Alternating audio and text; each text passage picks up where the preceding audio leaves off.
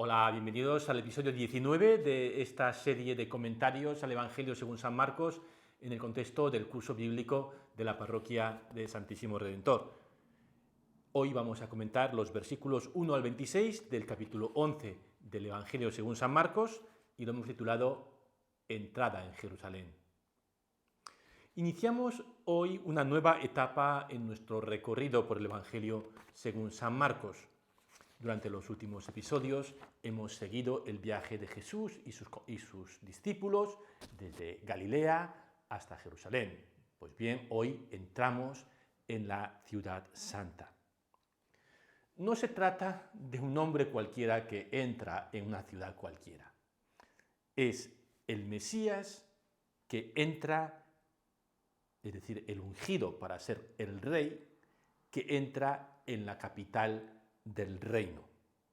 Es la toma de posesión del Mesías en donde le corresponde, la capital del pueblo de Israel, del pueblo de Dios, del pueblo que ha sido escogido por el Dios único y trascendente. Así que Jesús, el rey de Israel, entra en la capital del reino, en la ciudad fundada 1000 años ya antes de Cristo, por el rey David, por el gran rey David, para tomar posesión de su reino.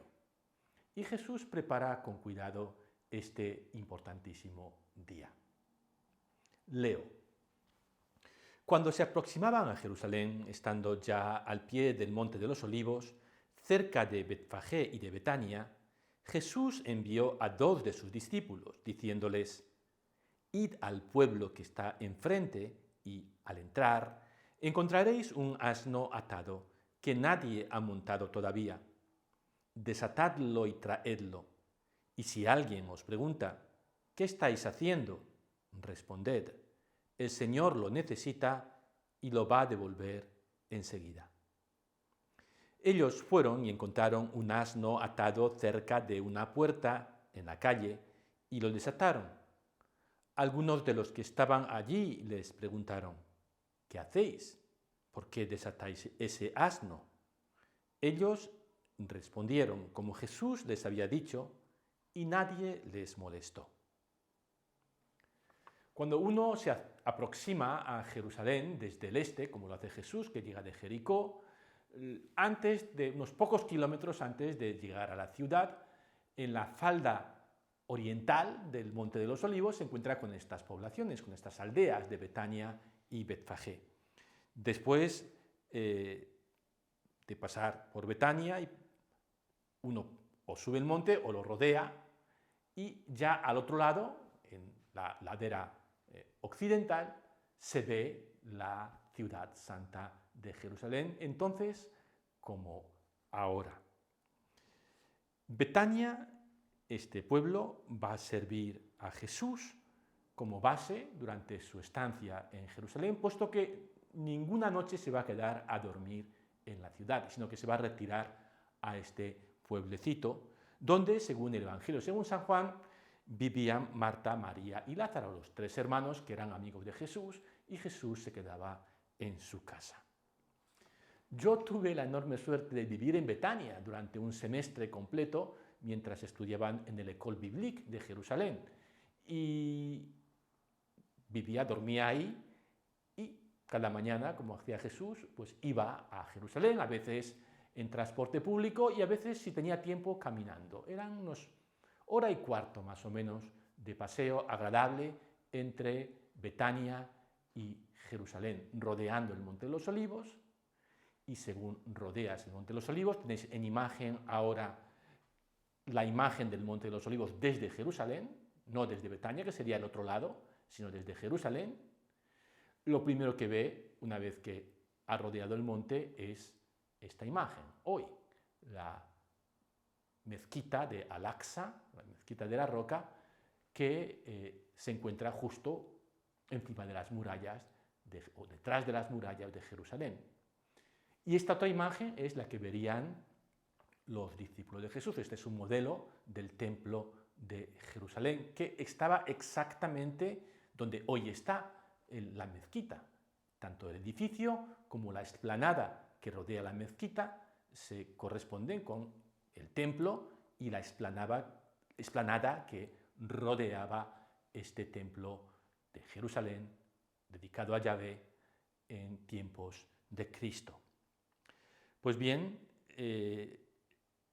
desde el Monte de los Olivos, uno baja un pequeño valle, sube a la ciudad, que está, como estaba entonces, amurallada, aunque las murallas no están exactamente en el mismo sitio donde estaban entonces. La ciudad sigue siendo una ciudad amurallada, no muy grande, 1 kilómetro cuadrado, 0,9 kilómetros cuadrados es el tamaño de la superficie que ocupa la ciudad vieja. Se puede cruzar de un lado a otro en menos de media hora.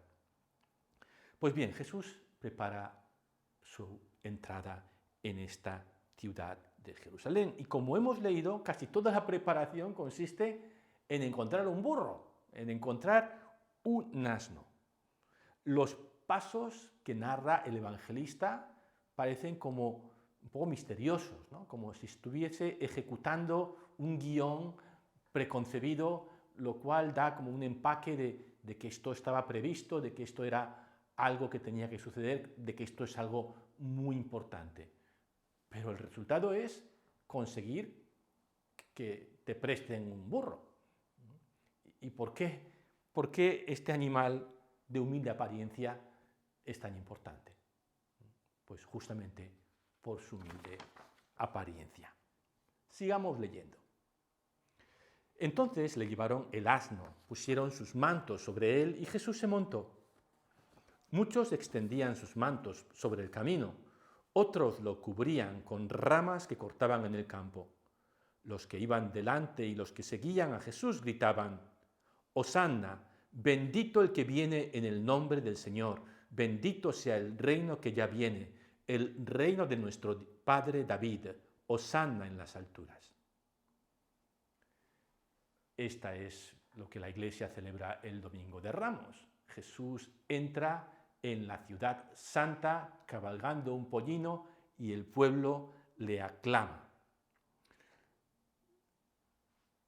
Cabalgando un pollino, cabalgando un burrito.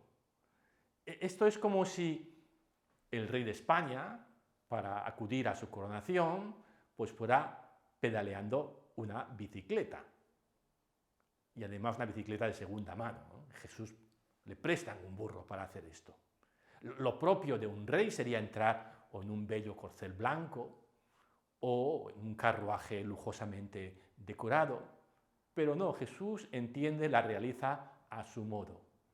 Y el pueblo lo aplaude. Al pueblo le gusta este rey humilde que entra cabalgando la más humilde de las monturas a la ciudad santa. Entiende el gesto de Jesús y lo aclama como el verdadero hijo de David, como el verdadero rey según la dinastía, según la legitimidad de ese gran rey fundador de Jerusalén que fue el rey David.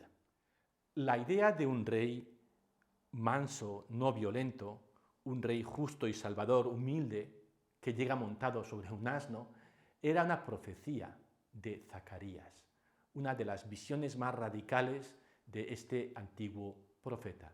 Y Jesús realiza ese sueño como realiza otros sueños de los antiguos profetas y entra en la ciudad santa.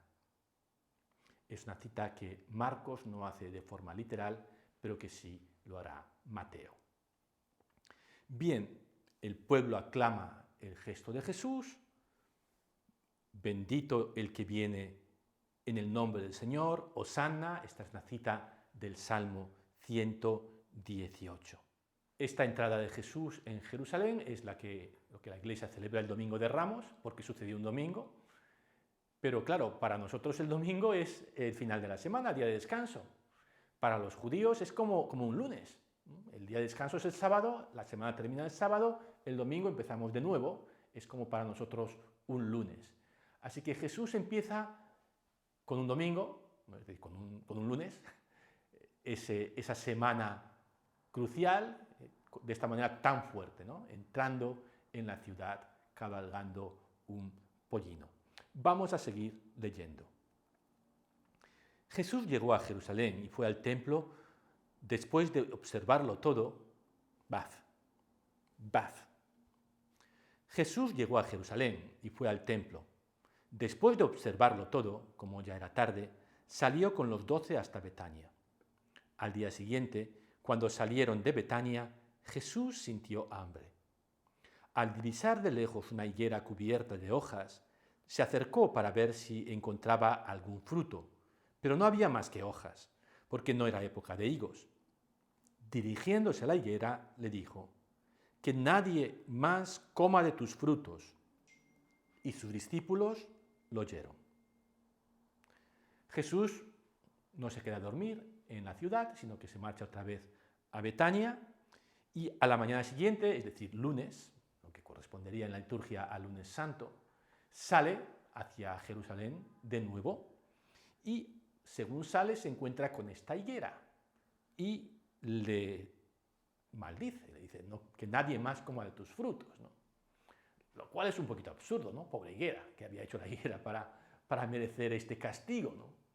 Obviamente aquí se trata de un gesto simbólico, un gesto que tiene una significación que muy pronto vamos a descubrir. Seguimos leyendo. Cuando llegaron a Jerusalén, Jesús entró en el templo y comenzó a echar a los que vendían y compraban en él. Derribó las mesas de los cambistas y los puestos de los vendedores de palomas y prohibió que transportaran cargas por el templo. Y les enseñaba: ¿acaso no está escrito: mi casa será llamada casa de oración para todas las naciones? Pero vosotros la habéis convertido en una cueva de ladrones. Este es el gesto que Jesús tenía pensado realizar en Jerusalén. Para esto ha subido a Jerusalén, para protestar contra el modo en que se estaba gestionando este lugar santo. Y lo hace citando a Isaías, que había escrito: mi casa será llamada casa de oración para todas las naciones. ¿Qué quería decir Isaías con eso? Que el papel del pueblo de Israel y de su templo era dar a conocer el verdadero Dios a todas las naciones de la tierra. Y sin embargo, y aquí hace una referencia a Jeremías, lo habéis convertido en una cueva de ladrones. Jesús está diciendo que los responsables del templo habían transformado aquel lugar, que estaba destinado a ser un lugar de irradiación de la fe en Yahvé para toda la tierra, en un negocio. En un negocio y en el centro de su poder. Y que muestra este rechazo y esta protesta no solo con palabras, sino deteniendo el negocio del templo. La gente que compraba y vendía animales para ofrecer sacrificios, la gente que cambiaba moneda, porque los sacerdotes del templo decían: solamente se puede aquí dar donativos en monedas fuertes, en monedas autorizadas, en monedas de Tiro, ¿no? Que era una ciudad que emitía monedas muy bien certificadas, ¿no? Es como si hoy el Vaticano dijera: mira, en donativos en pesos mexicanos no, ni tampoco en dinares marroquíes. Aquí donativos en euros y en dólares, ¿no? Y así había cambistas, gente que cambiaba los distintos tipos de moneda en la explanada esa que rodeaba el templo. Y Jesús detiene todo ese negocio, ¿no? Y dice esta frase de: mi casa es casa de oración, ¿no? Mi casa será llamada casa de oración para todas las naciones, y vosotros la habéis convertido en una cueva de ladrones. Todo esto sucede en esa gran explanada que rodea el templo, que tiene unos 400 metros de largo y que coincide con la explanada que rodea a la mezquita de la Roca, donde se realizaban todos estos negocios destinados al funcionamiento del templo. Es decir, que no eran negocios ajenos al templo, sino relacionados justamente con el funcionamiento del templo. Jesús realiza este gesto profético, este gesto de denuncia, y Y no se le escapa que esto le va a salir caro, y le va a salir muy caro. Vamos a seguir leyendo. Cuando se enteraron los sumos sacerdotes y los escribas, buscaban la forma de matarlo, porque le tenían miedo, ya que todo el pueblo estaba maravillado de su enseñanza. Esto sucedía un lunes, como hemos dicho. Para el viernes Jesús va a estar muerto. El viernes ya lo van a matar. Seguimos leyendo. Al caer la tarde, Jesús y sus discípulos salieron de la ciudad. A la mañana siguiente, al pasar otra vez, vieron que la higuera se había secado de raíz. Pedro, acordándose, dijo a Jesús: Maestro, la higuera que has maldecido se ha secado. A nosotros, que somos lectores ya avezados de Marcos, pues un sándwich ya no se nos escapa. Esta manera que tienen de entrelazar historias típico de este autor, pan, jamón, pan, en este caso es higuera, templo, higuera. La higuera es un símbolo de el templo, la forma de dar culto que ellos creían era la forma que Dios deseaba de ser venerado, de ser adorado, ofreciéndole sacrificios en el templo. Y Jesús dice: esto no da frutos, esto se ha acabado, así que a otra cosa. Jesús maldice el templo y lo declara obsoleto y caduco. Y la higuera, que lo simboliza, se seca. Vamos a seguir leyendo. Jesús respondió: Tened fe en Dios, porque os aseguro que si alguien dice a esta montaña: retírate de ahí y arrójate al mar, sin vacilar en su interior, sino creyendo que sucederá lo que dice, lo conseguirá. Por eso os digo, cuando pidáis algo en la oración, creed que ya lo tenéis y lo conseguiréis. Y cuando os pongáis de pie para orar, si tenéis algo en contra de alguien, perdonadlo, y el Padre que está en el cielo os perdonará también vuestras faltas. Pero si no perdonáis, tampoco el Padre que está en el cielo os perdonará. Como comentario del gesto de la higuera, Jesús pronuncia estas palabras sobre la oración. Nos manda que hay que orar con fe, con confianza, como sabiendo que esto va a suceder, ¿no? Y también añade algo que es lo más cercano al Padre Nuestro que encontramos en Marcos. Marcos no nos transmite el Padre Nuestro, eso solo lo hacen Mateo y Lucas.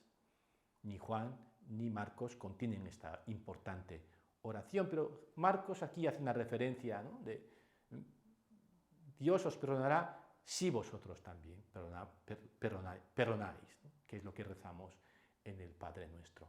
Perdónanos nuestras deudas, así como también nosotros perdonamos a los que nos deben algo, a los que nos ofenden. Bien, lo dejamos ahí y vamos a hacer las preguntas para la reflexión. ¿Cómo has vivido la Semana Santa? La semana en la que conmemoramos los últimos días de Cristo. Y la otra pregunta: en el Evangelio de Juan, en una conversación con una mujer samaritana, Jesús le dice que ya no importa dónde dar culto a Dios, si en el monte Garizim, que es donde daban culto los samaritanos, o en Jerusalén, donde adoran a Dios en el templo los judíos. Lo que Dios quiere, dice en ese texto, es que le demos culto en espíritu y verdad. ¿Qué crees que quiso decir? ¿Cómo crees que se debe dar culto a Dios? ¿Cuál es el culto que agrada a Dios? Bien, pues hemos entrado en Jerusalén. En los próximos episodios seguiremos a Jesús durante esos últimos y cruciales días.